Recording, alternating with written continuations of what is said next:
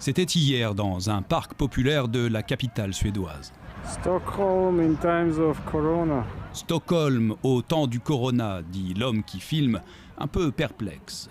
Et il n'est pas le seul. Contrairement au reste de l'Europe, le pays a décidé de ne pas confiner sa population. In Sweden, things look almost normal. Les coiffeurs et tous les commerces sont ouverts et les terrasses remplies, comme si de rien n'était. Mais le pays est bel et bien frappé par le virus. 16 755. Selon les derniers chiffres, la Suède vient de passer la barre des 2000 morts.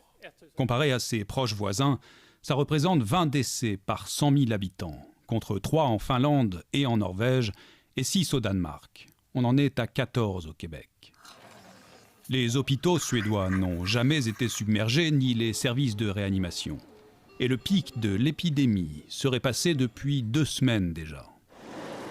La Suède a misé sur la responsabilité des citoyens qui ne doivent pas se rassembler à plus de 50.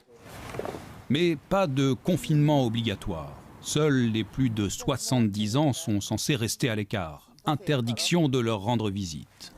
Il faut observer une distance entre les clients dans les restaurants sous peine d'être fermés. Et il y a moins de tables sur les terrasses des bars. Si les universités ont fermé, pas les écoles, pour une raison simple.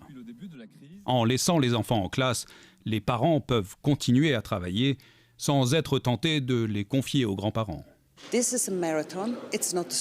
C'est la phrase que répète le gouvernement. Se débarrasser du coronavirus, c'est un marathon, pas un sprint. En d'autres termes, des mesures plus douces seront acceptées plus longtemps. Moins de restrictions et un bilan enviable pour d'autres pays européens. La France, l'Italie et l'Espagne sont à bien plus de 20 morts par 100 000 habitants. Mais les démographies sont différentes. La plus grande ville de Suède compte à peine 1 million d'habitants. Et le virus a révélé des inégalités. Les immigrés, qui vivent davantage de promiscuité, ont payé un plus lourd tribut que le reste de la population. D'ici le 1er mai, on estime qu'un quart des Suédois auront contracté la Covid-19. Mais le vrai bilan de la méthode suédoise devra attendre encore plusieurs mois.